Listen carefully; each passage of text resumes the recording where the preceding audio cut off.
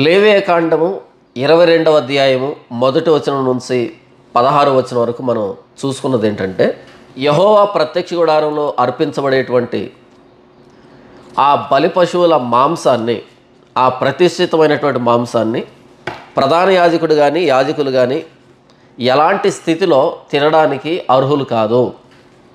లేదా ప్రత్యక్ష గుడారంలో అర్పించబడేటువంటి ఆ ప్రతిష్ఠిత మాంసాన్ని తినాలి అంటే ప్రధాన యాజకుడు కానీ యాజకులు కానీ తమ్మును తాము పవిత్రంగా ఉంచుకోవాలి. పవిత్రంగా ఉన్న వాళ్ళే ఆ ప్రతిష్ఠితమైన మాంసాన్ని తినాలి తప్ప మేము యాజకులమి, ప్రధాన యాజకుడిని నేను తినేస్తాను అంటే కుదరదు. తెలిసి కావాలని ఆ ప్రతిష్ఠితమైన మాంసాన్ని అపవిత్రంగా ఉన్న స్థితిలో తింటే వాళ్ళు చనిపోతారని, ఒకవేళ తెలియకుండా తిన్నప్పుడు దానికి వాళ్ళు పరిహారాన్ని చెల్లించాలి అని, అలా వాళ్ళు విడిపించబడతారని మొదటి వచనం నుంచి 16వ వచనం వరకు మనం చూసుకున్నాం. ఇక లేవియకాండం 22వ అధ్యాయం 17వ వచనం నుంచి 27వ వచనం వరకు యెహోవా ప్రత్యక్షపు గుడారంలో ఆ బలిపీఠం మీద అర్పించబడేటువంటి జంతువుకి ఎలాంటి అవలక్షణాలు ఉండకూడదు, ఎలాంటి లోపాలు ఉండకూడదు. యాజకుడు జంతువుని ఏ విషయాల్లో పరీక్షించాలి, లేదా ఇశ్రాయేలీయులు దేవునికి ఇచ్చే విషయంలో ఎలాంటి మనసు కలిగి ఉండాలి అనేదాన్ని వివరించాడు. ఆ బలి పశువు నిర్దోషమైనదై, నిష్కలంకమైనదై, మగదై ఉండాలి.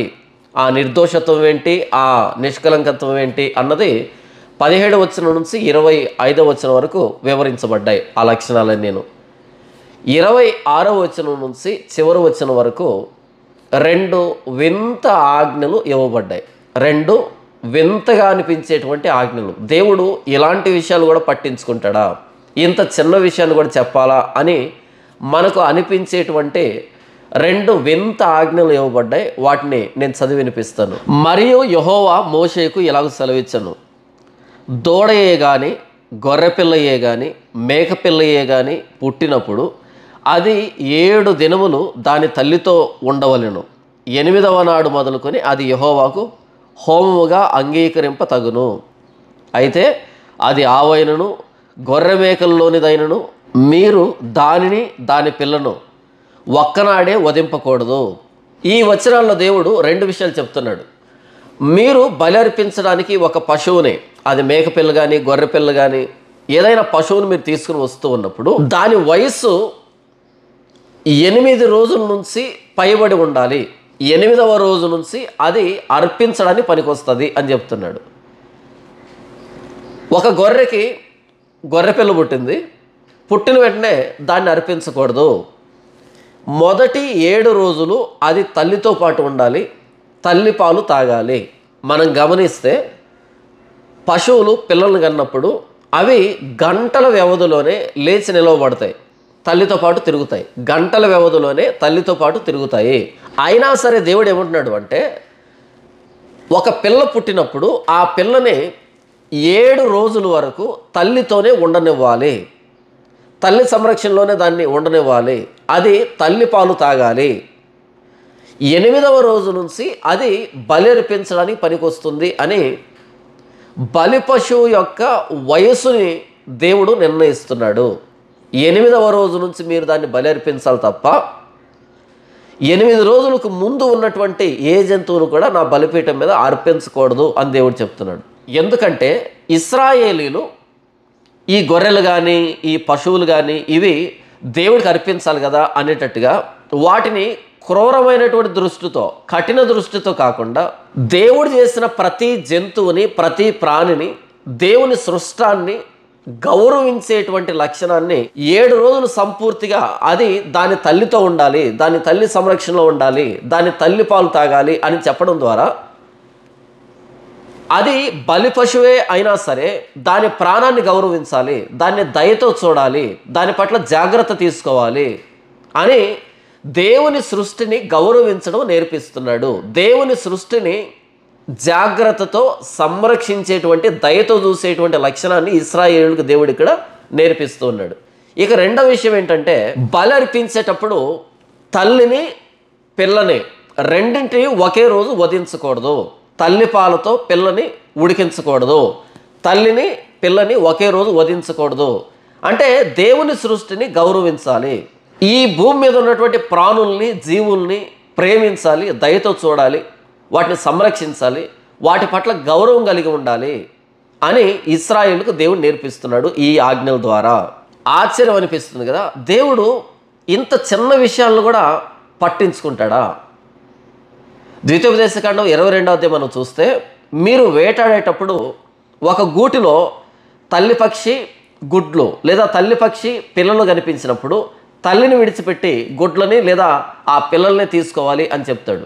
గుడ్లైనను పిల్లలనైనను గల పక్షిగూడు చెట్టు మీదనే కానీ నేల మీదనే కానీ త్రోవలోనే కానీ నీకు కనబడిన ఎడల, తల్లి ఆ పిల్లలనైనను ఆ గుడ్లనైనను పొదిగి ఉన్న ఎడల పిల్లలతో కూడా తల్లిని తీసుకొనక నీకు మేలు కలుగునట్లును నీవు దీర్ఘాయుష్మంతుడు వగునట్లును అగత్యముగా తల్లిని విడిచి పిల్లలనే తీసుకొని వచ్చును. పదప్రయోగం గమనించారా? తల్లి గుడ్లు లేదా పిల్లలు ఉన్నటువంటి ఆ గూడు కనిపించినప్పుడు, చెట్టు మీద కానీ త్రోవలు కానీ నేల మీద కానీ కనిపించినప్పుడు నీవు దీర్ఘాయుష్మంతుడు వగునట్లు తల్లిని విడిచిపెట్టి ఆ గుడ్లను లేదా పిల్లల్ని తీసుకోవాలి. దీర్ఘాయుష్మంతుడు వగునట్లు ఏమి నేర్పిస్తున్నాడు ఇశ్రాయేలుకి దేవుడు? దేవుడు చేసినటువంటి సృష్టి కొనసాగించబడాలి. తల్లిని పిల్లల్ని రెండింటిని తీసుకుంటే వాటి జాతి అంతరించిపోతుంది. కాబట్టి మీరు ఆహారంగా వాటిని తినడానికి నేను ఇచ్చాను, కానీ వాటి జాతిని అంతరింప చేయమని కాదు. కాబట్టి మీరు వేటాడేటప్పుడు ఈ జాతి కొనసాగించబడాలి అనేటట్టుగా తల్లిని వదిలిపెట్టాలి. తల్లిని వదిలిపెడితే అది మరలా పిల్లలను చేస్తుంది. కాబట్టి వేట అనగానే మీకు దొరికిన ప్రతిదాన్ని తినకూడదు. ఈ జాతి కొనసాగించబడాలి అనేటువంటి స్పృహ కలిగి వేటాడాలి అని ఇశ్రాయేలుకు నేర్పిస్తున్నాడు. ఈరోజు విచక్షణారహితంగా వేటాడడం ద్వారా అనేకమైన జంతువులు అంతరించిపోయాయి. మనం డెవలప్ అవుతున్నాం అని అనుకుంటున్నాం, కానీ ఎన్నో పక్షులు అంతరించిపోతున్నాయి. కానీ దేవుడు కొన్ని వేల సంవత్సరాల క్రితం ఇశ్రాయేలుతో, మీరు వేటాడేటప్పుడు మీకు దొరికిన ప్రతిదాన్ని తీసుకోకూడదు, ఆ జాతి కొనసాగించబడాలి అనేటువంటి స్పృహ కలిగి వేటాడాలి అని నేర్పిస్తున్నాడు. ఇకపోతే ద్వితీయోపదేశకాండం 20వ అధ్యాయంలో దేవుడు, మీరు చెట్లని విచక్షణారహితంగా నరకూడదు. నీవు నీ శత్రుదేశం మీదకి యుద్ధానికి వెళ్ళినప్పుడు వారితో యుద్ధం చేయొచ్చు, కానీ అక్కడ ఉన్నటువంటి పండ్ల చెట్లని నరకూడదు, అవేమైనా నరులా అనేటువంటి ఆజ్ఞను దేవుడు జారీ చేస్తాడు. అంటే విచక్షణారహితంగా చెట్లను కూడా నరకూడదు అని దేవుడు ఇశ్రాయేలుకి ఆజ్ఞ జారీ చేశాడు. నీవు ఒక పురమును లోపరుచుకున్నట్టుకు దాని మీద యుద్ధము చేయొచ్చు, అనేక దినములు ముట్టడి వేయినప్పుడు దాని చెట్లు గొడ్డల చేత పాడు చేయకూడదు, వాటి పండ్లు తినవచ్చును కానీ వాటిని నరికి వేయకూడదు. నీవు వాటిని ముట్టడించుటకు పొలములోని చెట్లు నరుల, అట్టి చెట్లను నీవు కొట్టకూడదు. మీరు శత్రుదేశం మీదకి యుద్ధానికి వెళ్ళారు, మీరు యుద్ధం చేయవలసింది ఆ మనుషులతో, కానీ ఆ ప్రాంతంలో ఉన్నటువంటి చెట్ల మీద పగ తీర్చుకోవడం ఏంటి, ఆ ప్రాంతంలో ఉన్న చెట్లను నరికివేయడం ఏంటి అని చెట్లని విచక్షణారహితంగా నరకూడదు. చెట్లను నరికే విషయంలో కూడా దేవుడు జాగ్రత్తలు చెప్తున్నాడు. తర్వాత ద్వితీయోపదేశకాండం 25వ అధ్యాయంలో కళ్ళము దొక్కుచున్న ఎద్దు మూతికి చిక్కం వేయవద్దు అంటాడు. కళ్ళము దొక్కుచున్న ఎద్దు మూతికి చిక్కం వేయొద్దు అంటే పశువుల చేత పని చేయించుకునే విషయంలో వాటిని శ్రమ పెట్టవద్దు, దయ లేకుండా ప్రవర్తించవద్దు, జాలి లేకుండా ప్రవర్తించవద్దు. అలా కళ్ళము దొక్కుతూ కష్టపడుతున్నటువంటి దానికి మేత పెట్టాలి కదా. కళ్ళము దొక్కుతున్న ఎద్దు మూతికి చిక్కం వేయవద్దు అంటే దేవుడు తాను చేసినటువంటి సృష్టి, అవి చెట్లు కానీ జంతువులు కానీ పక్షులు కానీ, తన సృష్టిలోని జీవరాశిని ఇశ్రాయేలీలు గౌరవించాలి, ప్రేమించాలి, సంరక్షించాలి, కాపాడాలి, దయతో చూడాలి అనేటువంటి విషయాల్ని ఇశ్రాయేలీలకు దేవుడు నేర్పిస్తున్నాడు కొన్ని వేల సంవత్సరాల క్రితం. 8th క్లాస్ బయాలజీ టెక్స్ట్ బుక్లో బయోడైవర్సిటీ అనేటువంటి ఒక లెసన్ ఉంటుంది. బయోడైవర్సిటీ ఒకసారి ఆ చాప్టర్ను ఓపెన్ చేసి అందులో 3 పదాలు వాడబడ్డాయి, 3 టర్మ్స్ ఇవ్వబడ్డాయి. Extinct species, endangered species, endemic species అని 3 విషయాలు ఇవ్వబడ్డాయి. ఎక్స్టింక్ట్ స్పీసీస్ అంటే అంతరించిపోయినటువంటి జీవజాతులు, ఒకప్పుడు ఈ భూమి మీద నివసించి ఇప్పుడు లేకుండా అంతరించిపోయినటువంటి జీవజాతులు. నంబర్ 2 ఎండేంజర్డ్ స్పీసీస్ అంటే ఏవైతే అంతరించడానికి సిద్ధంగా ఉన్నాయో అంటే అతి కొద్ది సంఖ్యలో ఉంటాయి. అవి ఏ క్షణాన్నైనా ఏ రోజైనా అవి అంతరించిపోవచ్చు. Endangered species. ఎండమిక్ స్పీసీస్ అంటే ఒక ప్రాంతానికే పరిమితం అయిపోయి ఉంటాయి. ఒక ఖండానికో, ఒక దేశానికో, ఒక ప్రాంతానికో పరిమితమై అక్కడే ఉంటాయి అవి. ఆ ప్రాంతంలో వరదలు వచ్చినప్పుడు, కరువులు వచ్చినప్పుడు, అగ్ని ప్రమాదాలు వాటిల్లినప్పుడు, ప్రకృతి వైపరీత్యాలు సంభవించినప్పుడు అవి చనిపోయే అవకాశం ఉంది. ఎందుకంటే ఆ ప్రాంతంలో ఉన్నాయి, ఆ ప్రాంతంలో ఏదైనా తేడా వస్తే అవి చనిపోతాయి అనేటట్టుగా మన చుట్టూ ఉన్నటువంటి మొక్కల్ని, జంతువుల్ని మనం కాపాడుకోవాలి అనేటట్టుగా పిల్లలకి ఈ ప్రకృతి పట్ల అవేర్నెస్ క్రియేట్ చేస్తూ ఇచ్చినటువంటి పాఠం అది బయోడైవర్సిటీ అని. ఈ భూమి మీద ఉన్నటువంటి చెట్లు ఎన్ని రకాలు ఉన్నాయి, ఏవి అంతరించిపోయాయి, ఏవి అంతరించిపోవడానికి సిద్ధంగా ఉన్నాయి, ఇలా ఎందుకు అంతరించిపోతున్నాయని చెబుతూ పిల్లలకి ఏమి నేర్పిస్తారు అంటే, మనం అడవులను కాపాడుకోవాలి, చెట్లను కాపాడుకోవాలి, జంతువులను కాపాడుకోవాలి. అవి అంతరించిపోయినప్పుడు మనకు వచ్చే నష్టం ఏంటి, మన జీవనం అన్నది, మన జీవితం అన్నది వాటి మీద ప్రత్యక్షంగాను పరోక్షంగాను ఎలా ఆధారపడి ఉంది అనేటట్టుగా ఈ సృష్టిలో ఉన్నటువంటి ప్రతి జంతువుకి, చెట్టుకి, మన జీవితానికి ఆ సంబంధాన్ని వివరిస్తూ ఆ లెసన్ ఉంటుంది. మీ ఇంట్లో కనుక 8వ తరగతి పిల్లలు ఉంటే బయోడైవర్సిటీ అనేటువంటి ఆ లెసన్ని లేదా ఇంటర్నెట్లో కానీ యూట్యూబ్లో కానీ మీరు చూడొచ్చు. అంటే లౌకికమైనటువంటి ప్రపంచమే, జంతువులు మనం కేర్ తీసుకోవాలి. నిజమే, మనం ఆహారంగా తింటాం, వాటిని మొక్కలు మనం వాడుకుంటాం మన అవసరాలకి, వస్తువుల తయారీకి, లేకపోతే ఆహారం కోసం రకరకాలుగా మనం మొక్కలు వాడుకుంటాం, జంతువులు వాడుకుంటాం. కానీ విచక్షణ కలిగి లౌకికమైన భాషలో ఎండేంజర్డ్ అని, ఎండమిక్ అని, ఎక్స్టింక్ట్ అని అలా వాడారు. కానీ ఈ విషయాలన్నీ కొన్ని వేల సంవత్సరాల క్రితం దేవుడు మాట్లాడుతున్నాడు. ఆయనే మాట్లాడాలి, ఆయనే చెప్పాలి. ఎందుకంటే ఆయనే కదా సృష్టిని చేసింది. ఆదికాండం 1వ అధ్యాయం 2వ అధ్యాయంలో దేవుడు సమస్త సృష్టిని చేశాడు కదా. సమస్త సృష్టిని చేసి తన పోలికలో, తన స్వరూపంలో చేయబడినటువంటి ఆదాముకి, హవ్వకి దేవుడు ఏమని చెప్పాడు, మీరు ఈ భూమిని లోపరుచుకోండి, ఈ భూమిని పరిపాలించండి, సముద్రంలోని మత్స్యాలని, ఆకాశంలోని పక్షుల్ని, భూమి మీద ఉన్న జంతువుల్ని మీరు పరిపాలించాలి అని చెప్పాడు. పరిపాలించాలి అంటే వాటిని క్రూరంగా అణిచివేయాలని కాదు, వాటిని అంతరింపజేయాలని కాదు, వాటిని నాశనం చేయాలని కాదు. పరిపాలించాలి అంటే వాటి యోగక్షేమాలు చూసుకోవాలి, వాటిని సంరక్షించాలి, వాటిని దయతో చూడాలి. మానవులకు దేవుడిచ్చినటువంటి బాధ్యత ఏంటంటే ఈ సృష్టిని కాపాడమని. అయితే ప్రస్తుతం మానవుడు తన స్వార్థం కోసం ఈ సృష్టిని సర్వనాశనం చేస్తున్నాడు. అడవుల్ని నాశనం చేస్తున్నాడు, జంతువుల్ని అంతరించిపోయేటట్టుగా చేస్తున్నాడు. మొత్తంగా తన స్వార్థం కోసమని సృష్టిని విచక్షణారహితంగా పాడు చేస్తున్నాడు. కొన్ని వేల సంవత్సరాల క్రితం దేవుడు ఇశ్రాయేలీలతో, మీరు ఆ పశువులు బలిస్తున్నారు అని విచక్షణారహితంగా బలి ఇవ్వకూడదు, దాని వయసును పరిగణలో తీసుకోవాలి. ఒక గొర్రె ఒక బిడ్డకు జన్మనిచ్చినప్పుడు అది 7 రోజులు దాంతోపాటు ఉండాలి, దాని పాలు త్రాగాలి. అలా ప్రతి ప్రాణిని, ప్రతి జీవాన్ని మీరు గౌరవించాలి. అది బలి పశువు కదా, అది చిన్నదైతే ఏంటి, పెద్దదైతే ఏంటి, ఇప్పుడే పుట్టిందైతే ఏంటి, 2 రోజులు 3 రోజులు వయసు ఉన్నదైతే ఏంటి అనేటట్టుగా క్రూరంగా చూడకూడదు. దేవుడు చెప్పిన దాని ప్రకారంగానే బలర్పించాలి. తన సృష్టిని ఇశ్రాయేలును గౌరవించేటట్టుగా ఇలాంటి ఆజ్ఞలు దేవుడు జారీ చేస్తున్నాడు. అయితే ఇక్కడ ఇంకో సందేహం వస్తుంది. అదేంటి బ్రదర్, లేవీకాండం అంతా రక్తమే కదా, లేవీకాండం అంతా 1వ అధ్యాయం మొదలుకొని అంతా రక్తంతో తడిసిపోయి ఉంటుంది కదా, లేవీకాండం అంతా ఎక్కడ చూసినా రక్తం రక్తం, బలి బలి అని ఉంటుంది కదా. మరి అలాంటి దేవుడు ఆయన సృష్టిని గౌరవించమని, ప్రతి జంతువు పట్ల ప్రేమ కలిగి, దయ కలిగి, జాగ్రత్త కలిగి, సంరక్షణ కలిగి ఉండాలని, ఆయన సృష్టిని విచక్షణారహితంగా పాడు చేయకూడదని మీరు మాట్లాడుతున్నారు కదా. మరి లేవీకాండం అంతా రక్తమే కదా, ఎందుకని దేవుడు జంతు బలినిచ్చాడు? జంతు బలిని ఇవ్వడం ద్వారా ప్రతినిత్యం జంతువులు ఎందుకు వధించమని చెప్తున్నాడు? ఎందుకు రక్తపాతాన్ని దేవుడు కోరుకుంటున్నాడు అంటే, దేవుడు రక్తపాతాన్ని కోరుకోలేదు, దేవుడు జంతు బలిని కోరుకోలేదు. చాలా జాగ్రత్త వినండి, వివరిస్తాను దీన్ని. దేవుని ప్రణాళికలో జంతు బలి లేదు, దేవుని ప్రణాళికలో జంతు బలి లేదు.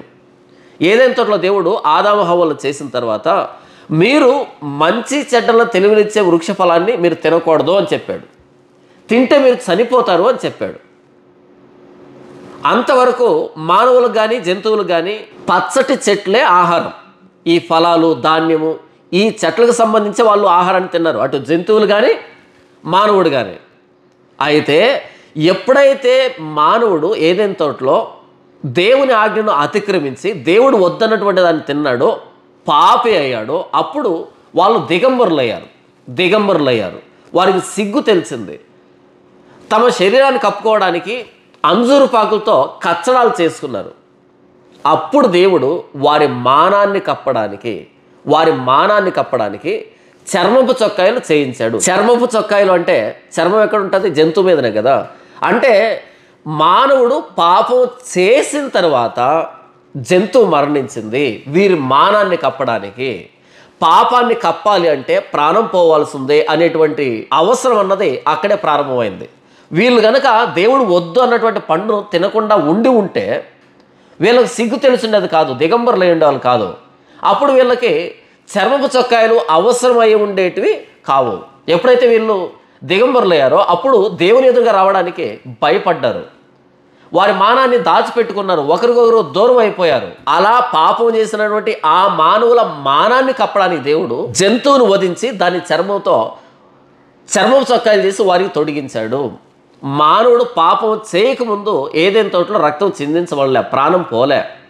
మానవుడు పాపం చేసిన తర్వాత ఆ పాపానికి పర్యవసానమైన ఆ సిగ్గుని కప్పడానికి, ఆ మానాన్ని కప్పడానికి జంతువు ప్రాణం పోవలసి వచ్చింది. తర్వాత 9వ అధ్యాయంలో దేవుడు మీరు కూర మొక్కలను తిన్నట్టుగా జంతువును కూడా తినొచ్చు అనేటువంటి ఆజ్ఞ జారీ చేశాడు. ఎందుకని? జంతు బలి అన్నది అనివార్యమైంది. ఎప్పుడు? పాపం జరిగిన తర్వాత.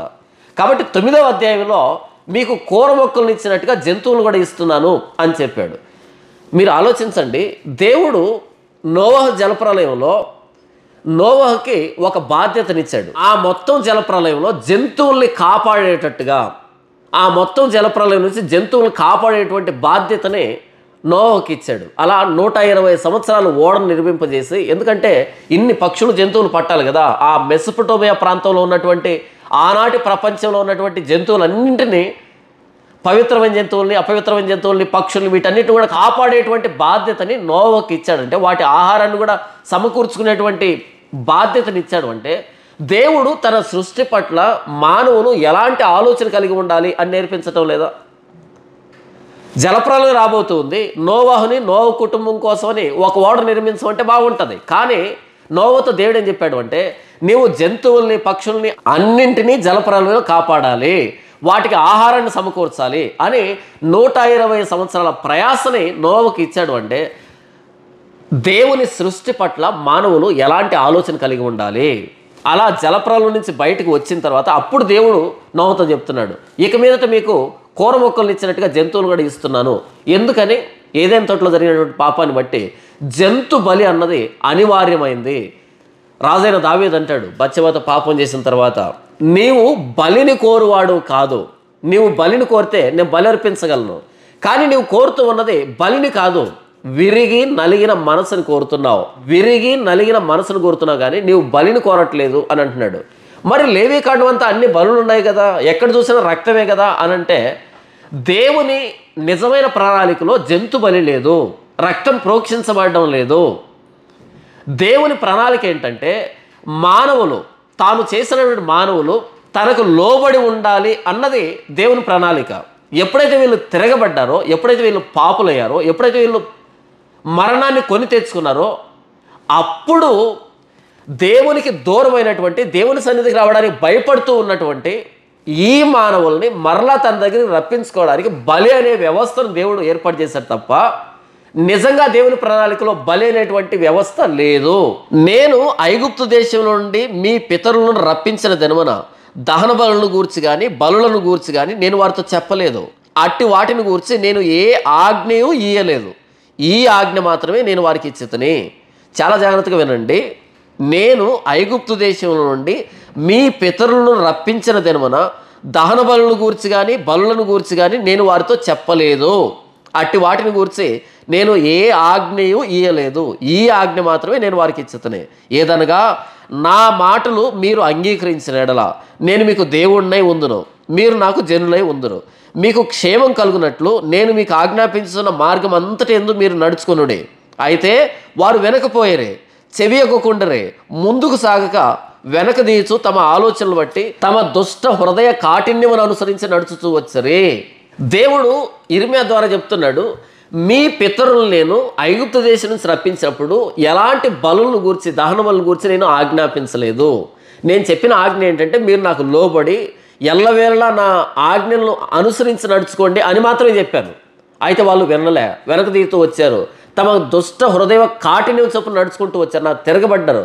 కాబట్టి ఇలాంటి హృదయ కాఠిన్యం ఉన్న వీరి హృదయంలో విరిగి నలిగిన మనసుని రప్పించడానికి బలి వ్యవస్థనిచ్చాను అని చెప్తున్నాడు.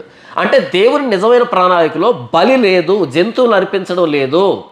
అంతేందుకు ఏదైనా తోటలో ఆదాము హవ్వలకి మిగిలినటువంటి జంతువులకి అందరికీ పచ్చని వృక్షాలనే ఆహారంగా ఇచ్చాడు అని మొదటి అధ్యాయం చివరిలో ఉంటుంది.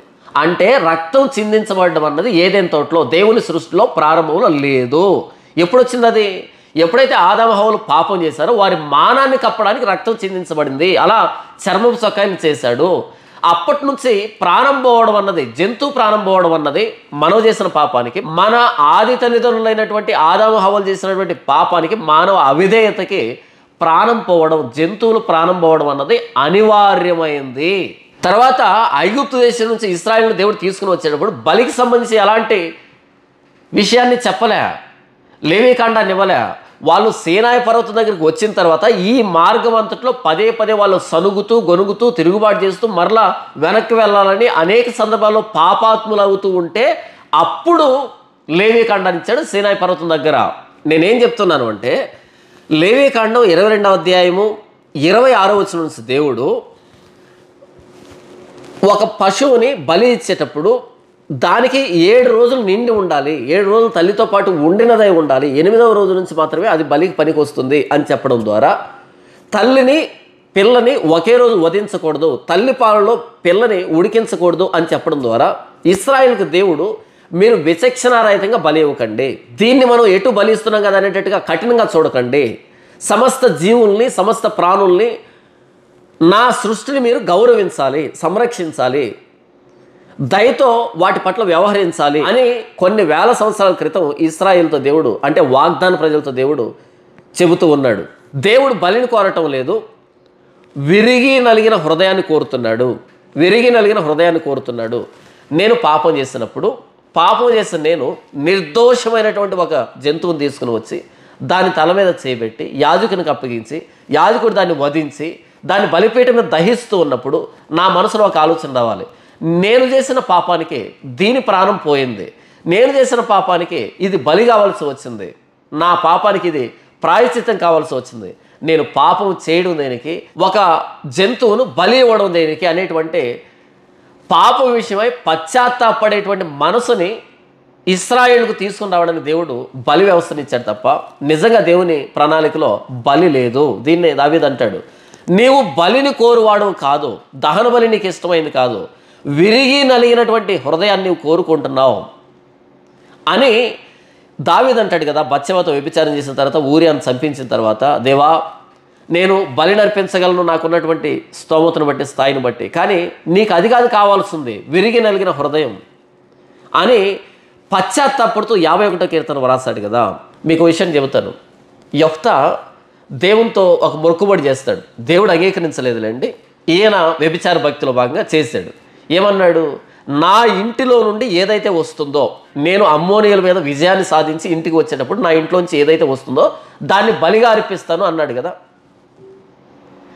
దేవుడు లేవీకాండం 1వ అధ్యాయం నుండి ఇంతవరకు కూడా ఏ బలికి ఏ పశువుని ఇవ్వాలి, దాని వయసు ఏంటి, అది మగదా ఆడదా, దాని వయసు ఎంత, ప్రతి దాన్ని కూడా చెప్పాడు కదా. దానికి ఎలాంటి కలంకం ఉండకూడదు, దోషం ఉండకూడదని చాలా విషయాలు చెప్పాడు కదా. మరి యెఫ్తా ఎలా మొక్కుబడి చేశాడు, ఏది వస్తే దాన్ని అర్పిస్తానని? అర్థమవుతుందా? యెఫ్తా ఎంత వ్యభిచార భక్తి సాగించాడు అంటే అమ్మోనియల సంప్రదాయం ఇది, ఏది ఎదురుగా వస్తే దాన్ని అర్పిస్తానని. ఏది ఎదురుగా వస్తే దాన్ని అర్పిస్తే మరి లేవీకాండం దేనికి? దేవుడు ఇన్ని ఆజ్ఞలు ఇన్ని జాగ్రత్తలు చెప్పడం దేనికి అంటే, న్యాయాధిపతుల గ్రంథంలో యెఫ్తాను గురించినటువంటి భాగం ఏం చెప్తుందంటే, న్యాయాధిపతే వ్యభిచార భక్తిని చేస్తే మరి మిగిలినటువంటి ఇశ్రాయేలు ఇంకెంత వ్యభిచార భక్తి సాగించారు అన్నది అక్కడ విషయం.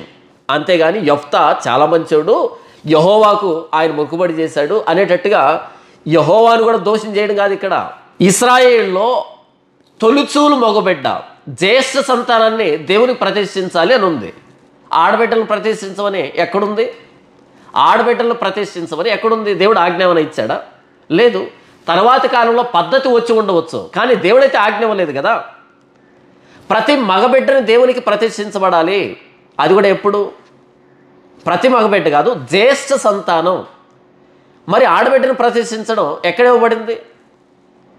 కాబట్టి యెఫ్తా వ్యభిచార భక్తిని సాగించాడు. అమ్మోనీయుల భక్తిని ఇశ్రాయేలు దేవుడని యెహోవా మీద రుద్దాడు. ఎలాగైతే అరణ్యంలో అహరోను బంగారు దూడను చేసి మిమ్మల్ని ఐగుప్తు దేశం నుంచి తీసుకుని వచ్చిన యెహోవా ఇదే అని బంగారు దూడకి యెహోవా అని పేరు పెట్టాడు. అలాగే అమ్మోనీయుల ఆరాధన పద్ధతికి యెహోవా అని పేరు పెట్టాడు యెఫ్తా. అంటే న్యాయాధిపతి ఇంత దేవుణ్ణి వెక్కిరించేటట్టుగా ఉంటే మరి ప్రజలు. కాబట్టి న్యాయాధిపతుల గ్రంథం అన్నది ఇశ్రాయేలీలు ఎంత చెడిపోయారు, నాయకుడు ఎంత చెడిపోయాడు, ఇశ్రాయేలు ఎంత చెడిపోయారు అని వ్రాయబడినటువంటి గ్రంథం అది. నేను ఎందుకు చెప్తున్నాను ఇక్కడ అంటే, దేవుడు లేవికాండం మొదటి అధ్యాయం మొదలుకొని ఇంతవరకు ప్రతి చిన్న డీటెయిల్ కూడా చెప్తున్నాడు. బలి విషయంలో ఏ జంతువుని ఏ బలికి ఇవ్వాలి, దాని వయసు ఎంత, దాని లక్షణాలు ఏంటి, ప్రతిదీ ఇంత డీటెయిల్గా చెప్పిన తర్వాత నా ఎదురుగా ఏది వస్తే దాన్ని అర్పిస్తారు అంటే దేవుణ్ణి వెక్కిరించడం కాదా? దేవుడు ఒకసారి ఇక్కడ వ్రాయించిన తర్వాత దానికి తూచా తప్పకుండా కట్టుబడాలి. మన సొంత అభిప్రాయాలు పనిచేయవు. ఈరోజు అనేక మంది ప్రార్థన చేస్తున్నారు. ప్రార్థన చేయాలన్నా సరే లేఖనం తెలిసి ఉండాలి. మనము ఆయన చిత్తానుసారముగా ఏది అడిగినను ఆయన మనకు ఇస్తాడు అని యోహాను రాసిన మొదటి పత్రికలో రాయబడి ఉంటుంది. మనం దేవుని చిత్తానుసారంగా ఏమడిగినా సరే ఆయన ఇస్తాడు. మన చిత్తానుసారంగా ఏమడిగినా ఇస్తాడు కాదు, దేవుని చిత్తానుసారంగా ఆయన చిత్తానుసారంగా మనం ఏమడిగినా ఇస్తాడు. మన చిత్తానుసారంగా కాదు. యాకోబు అంటాడు, మీరు అడిగినను మీ భోగముల నిమిత్తం అడుగుతున్నారు అంటాడు. మీరు అడిగినా సరే మీకు ఎందుకు దేవుడు ఇవ్వట్లేదు అంటే మీ భోగాల కోసం అడుగుతున్నారు అని అంటాడు. అంటే ప్రార్థన మన భోగాల కోసం మన చిత్తానుసారంగా అడగడం కాదు, దేవుని చిత్తానుసారంగా అడగాలి. దీన్ని ప్రభువైన యేసుక్రీస్తు అంటారు, నా యందు మీరును మీ యందు నా మాటలను నిలిచి ఉండిన ఎడల మీకేది ఇష్టమో అడగండి. నా యందు మీరు మీ యందు నా మాటలు నిలిచి ఉంటే అప్పుడు అడగండి ఏం కావాలో అని అంటాడు. కానీ ఈరోజు ఇష్టం వచ్చిన ప్రార్థనలు, ఇష్టం వచ్చిన కోరికలు. మనం చేస్తున్న ప్రార్థన దేవునికి అంగీకారమా అనేది కూడా ప్రాముఖ్యం. ఆయనకి ఎప్పుడు మన ప్రార్థన అంగీకారం అవుతుంది? ఆయన చిత్తానుసారంగా అడిగినప్పుడు. ఆయన చిత్తం ఏంటి? ఆదికాండం నుంచి ప్రకటన గ్రంథం దాకా చదివితే ప్రతి దాన్ని గురించి వివరంగా వ్రాయించాడు. చూడండి, లేవికాండం మొదటి అధ్యాయం మొదలుకొని ఇంతవరకును బలులను గూర్చి, బలి పశువును గూర్చి, యాజకుని గూర్చి, ప్రధాన యాజకుని గూర్చి, ఆ పద్ధతులను గూర్చి ఎంత లోతైన వివరణ ఇచ్చాడు కదా, ఎంత లోతైన వివరణ ఇచ్చాడు కదా. అంటే దేవుని సన్నిధానంలోనికి వచ్చినప్పుడు మన ఇష్టం వచ్చినట్టుగా మనం ప్రవర్తించకూడదు. ప్రతి విషయంలో దేవుడు చెప్పాడు. అలాగే మనం ప్రార్థన దేవుడు అంగీకరించేటట్టుగా చేయాలన్నా సరే దేవుడి లేఖనాలు మనకు తెలిసి ఉండాలి, దేవుని మాటలు మనం తెలిసి ఉండాలి. ప్రభువైన యేసుక్రీస్తు వారు గెత్సెమనే తోటలో, తండ్రి నీ చిత్తమైతే ఈ గిన్నె నా ఎదురు నుంచి తొలగించు, అయినను నా ఇష్టం కాదు నీ చిత్తమే సిద్ధించును గాక. ఇది ప్రార్థన అంటే. ప్రభువా నీ చిత్తమైతే అనవలసింది పోగొట్టి నాకు కావాలి ప్రభువా, నాకు ఇవ్వు ప్రభువా అనేటట్టుగా దేవుని డిమాండ్ చేసేటువంటి స్థితి. పైగా ఏమడుగుతున్నాం? అన్నీ మన స్వార్థ ప్రయోజనాలే, అంత మన స్వార్థం కోసమే. ఎవడు ఎందుకు ప్రార్థన చేస్తున్నాడో తెలియదు. వీడు ఒక అమ్మాయిని ప్రేమించాడంట, ఆ అమ్మాయి వీడికి పడేటట్టుగా ప్రార్థన. వీడు ఎగ్జామ్ రాశాడంటే ఎగ్జామ్లో పాస్ అయ్యేటట్టుగా ప్రార్థన. నువ్వు రాస్తే పాస్ కావా? సంవత్సరం అంతా కష్టపడి చదివితే ఎందుకు పాస్ కావు? అంటే మనం సమాధానం రాయవు, కానీ దేవుడు మాత్రం మనం పాస్ చేయాలి. నా యందు మీరును మీ యందు నా మాటలను నిలిచి ఉండిన ఎడల అప్పుడు మీకేమి ఇష్టమో అడగండి. మొదట మీరు ఆయన రాజ్యాన్ని, ఆయన నీతిని వెతకండి, అప్పుడు అవన్నీ మీకు అనుగ్రహించబడతాయి. మీరు ప్రార్థన చేయకముందే మీకు అక్కరగా ఉన్నవేవో మీ పరలోకపు తండ్రికి తెలుసు. కాబట్టి మీరు అన్ని జనుల్లాగా ఏం తినాలి, ఏం త్రాగాలి, ఏం ధరించాలని ఈ లోక విషయమైన వాటిని గురించి చింతించాల్సిన అక్కర్లేదు. అన్ని జనుల్లాగా మీరు మొదట ఆయన రాజ్యాన్ని, ఆయన నీతి వెతకండి, అప్పుడు మీకు అవన్నీ అనుగ్రహించబడతాయని ప్రభువైన యేసుక్రీస్తు వారు చెప్పిన తర్వాత కూడా ఇప్పటికీ మాకు అది కావాలి, మాకు ఇది కావాలి అని అడుగుతున్నామంటే చూసారా, బైబుల్ తెలియకపోతే సరిగ్గా ప్రార్థన చేయడం కూడా మనకు తెలియదు అని మీకు అర్థం కావటంలే. దేవుడు బలిని గురించి ఇంత స్పష్టంగా ప్రతిదాన్ని ఎందుకు వ్రాయిస్తున్నాడు అంటే వీటిని మీరి ప్రవర్తించకూడదు. వీటిని మీరి ప్రవర్తిస్తే చచ్చిపోతారు, నాదాబు అబీహుల్లాగా చనిపోతారు.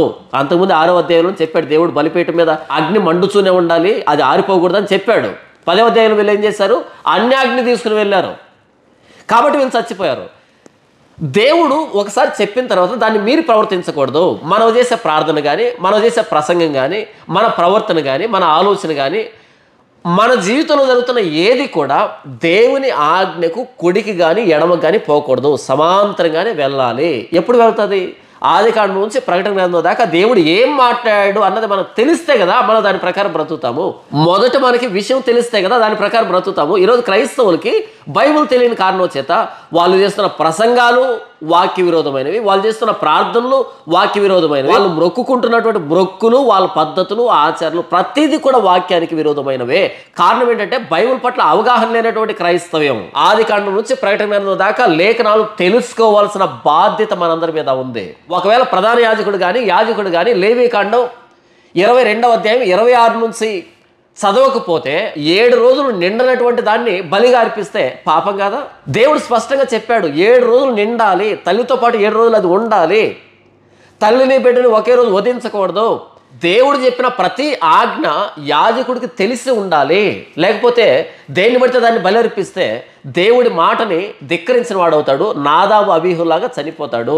ఆ రోజు ప్రత్యక్ష గుడారంలో సేవ చేసేటువంటి యాజకులైతే లేవీకాండం పట్ల సంపూర్ణమైన అవగాహన కలిగి సేవ చేయలేకపోతే చచ్చిపోతారు.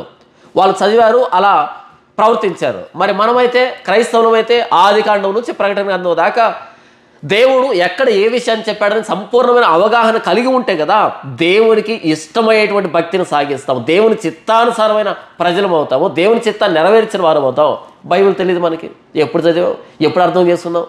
అసలు బైబిల్ని అర్థం చేసుకోవాలని, దాన్ని ధ్యానించాలని, దాని ప్రకారం బ్రతకాలని, దేవుడి మాటల్ని తీవ్రంగా పరిగణించాలని ఎవరికి ఉంది? ప్రతి ఒక్కడు వాడి సొంత అభిప్రాయాన్ని బైబిల్ మీద రుద్దాడు, వాడి సొంత అభిప్రాయాన్ని దేవుడి మీద రుద్దాడు, వారి సొంత గొంతెమ్మ కోరికలు దేవుడి మీద కుమ్మరించడం. ఇది ప్రార్థన కాదు, ఇది క్రైస్తవ్యం కాదు. బైబిల్ ఏం చెప్పిందో దాని ప్రకారం బ్రతకడమే క్రైస్తవ్యం అంటే. సరే, దీన్ని పక్కన పెడితే ప్రభువైన యేసుక్రీస్తు వారి గురించి బాప్తిసం ఇచ్చేవాని ఏమన్నాడు అంటే, ఇదిగో లోక పాపములను మోసుకొని పోవు దేవుని గొర్రె పిల్ల అన్నాడు. ప్రభువైన యేసుక్రీస్తు వారు ఎవరంటే లోక పాపములను మోసుకొని పోవు దేవుని గొర్రె పిల్ల. ఎప్పుడైతే ప్రభువైన యేసుక్రీస్తు వారు సాక్షాత్తు దేవాది దేవుడు నరావతారిగా ఈ లోకానికి వచ్చి గొర్రెపిల్లలాగా శిలువ మీద బలయ్యాడో ఇక మీద జంతు బలులు అర్పించాల్సిన అక్కర్లేదు. ప్రభువైన యేసుక్రీస్తు వారు ఒక్కసారి శిలువ మీద ప్రాణం పెట్టడం ద్వారా ఇక మీద నుంచి జంతు బలులు అర్పించాల్సిన అక్కర్లేదు. లేవీకాండాన్ని ఇచ్చినప్పటి నుంచి ఇశ్రాయేలు ప్రతినిత్యం అనేకమైనటువంటి జంతువులు బలిచ్చేవాళ్ళు. ఎప్పుడైతే ప్రభువైన యేసుక్రీస్తు వారు మానవ శరీరాకారాన్ని ధరించి శిలువ మీద ప్రాణం పెట్టాడో ఇక మీదట జంతు బలులు అవసరం లేకుండా పోయాయి. అయితే ఆ బలులు అర్పించుట చేత ఏటేటా పాపములు జ్ఞాపమునకు వచ్చుచున్నవి. ఏలైనగా ఎడ్ల యొక్కయు మేకల యొక్కయు రక్తము పాపములను తీసివేయట అసాధ్యము. కాబట్టి ఆయన ఈ లోకమందు ప్రవేశించినప్పుడు అంటే ప్రభువైన యేసుక్రీస్తు వారు ఇలాగూ చెప్పుచున్నాడు. అంటే ఆయన గురించినటువంటి లేఖనం ఇలా చెప్తూ ఉంది, బలియు అర్పణయు నీవు కోరలేదు, కానీ నాకొక శరీరమును అమర్చితివి, పూర్ణ హోమములను పాప పరిహారార్థ బలులను నీకు ఇష్టమైనవి కావు. అప్పుడు నేను గ్రంథపు చుట్టలో నన్ను గురించి వ్రాయబడిన ప్రకారం, దేవా నీ చిత్తం నెరవేర్చుటకు ఇదిగో నేను వచ్చి ఉన్నాను అంటేనే, బలులు అర్పణలు పూర్ణ హోమములు పాప పరిహారార్థ బలులను నీవు కోరలేదనియో అవి నీకు ఇష్టమైనవి కావనియో పైన చెప్పిన తర్వాత ఆయన నీ చిత్తం నెరవేర్చుటకు ఇదిగో నేను వచ్చి ఉన్నానని చెప్పుచున్నాడు. ఇవన్నీ ధర్మశాస్త్రం చొప్పున అర్పింపబడుచున్నవి. ఆ రెండవ దాన్ని స్థిరపరచుటకు మొదటి దాన్ని కొట్టివేయుచున్నాడు. యేసుక్రీస్తు యొక్క శరీరము ఒక్కసారి అర్పించబడుట చేత ఆ చిత్తమును బట్టి మనం పరిశుద్ధపరచబడి ఉన్నాము. హెబ్రీ గ్రంథకర్త ఏం చెప్తున్నాడు అంటే, ప్రభువైన యేసుక్రీస్తు వారు ఒక్కసారే తను సిలువకు అర్పించుకోవడాన్ని బట్టి ఇక మీదట జంతు బలులు అర్పించాల్సిన అక్కర లేకుండా పోయింది. అంటే ప్రభువైన యేసుక్రీస్తు వారి ప్రాణత్యాగం అన్నది కేవలం మనకు మాత్రమే కాకుండా జంతువులకు కూడా విమోచన కలిగించింది. మరొకసారి ప్రభువైన యేసుక్రీస్తు వారు శిలువలో ప్రాణం పెట్టడం ద్వారా కేవలం మానవులకు మాత్రమే పాప క్షమాపణ కాకుండా జంతువులకు కూడా విమోచన కలిగించింది. లేకపోతే ఎన్ని జంతువులు ఇప్పటికీ బలి కావాలి?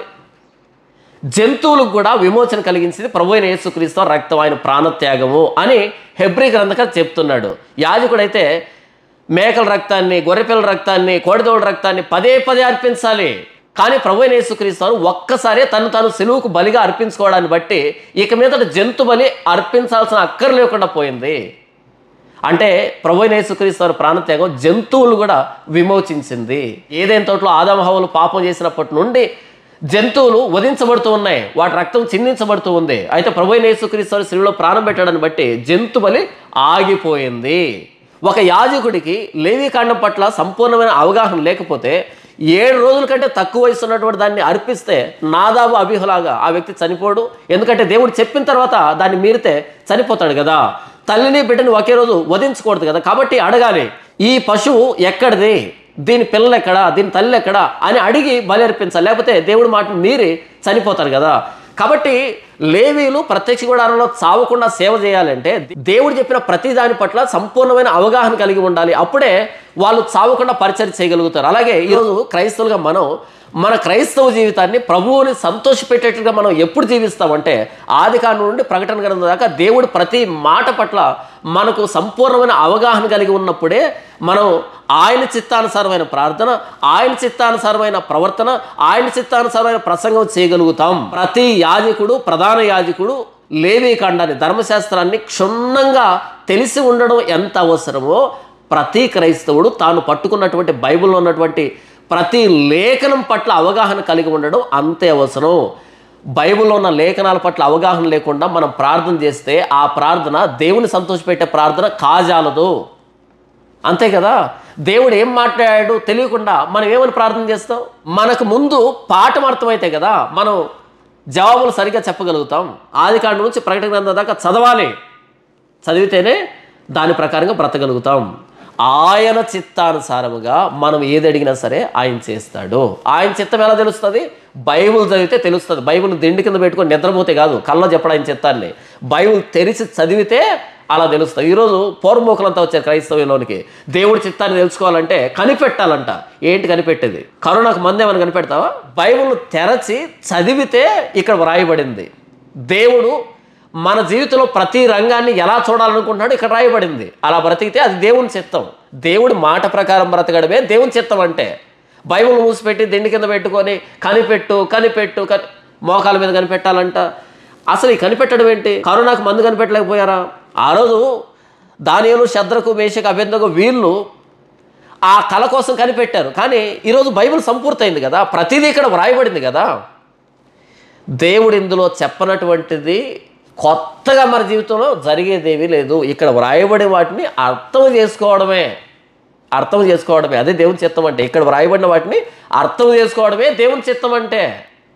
ఇక్కడ వ్రాసినటువంటి మాటకు లోబడ్డమే దేవుని చిత్తం అంటే. బైబిల్ తెరచి నీ ధర్మశాస్త్రంలో ఆశ్చర్యకరమైన సంగతుల్ని నాకు తెలియజేయి ప్రభువా, నాకు చూపించు ప్రభువా అని అడగాలి. దీన్ని మూసిపెట్టి కాదు చిత్తాన్ని అడగాల్సింది. దీన్ని తెరచి ఈ దేవుని ధర్మశాస్త్రంలో ఆశ్చర్యకరమైన సంగతుల్ని మనం చూసేటట్టుగా, వాటిని అర్థం చేసుకునేటట్టుగా నా హృదయాన్ని తెలుగు ప్రభువా అనాలి. అది ప్రార్థన.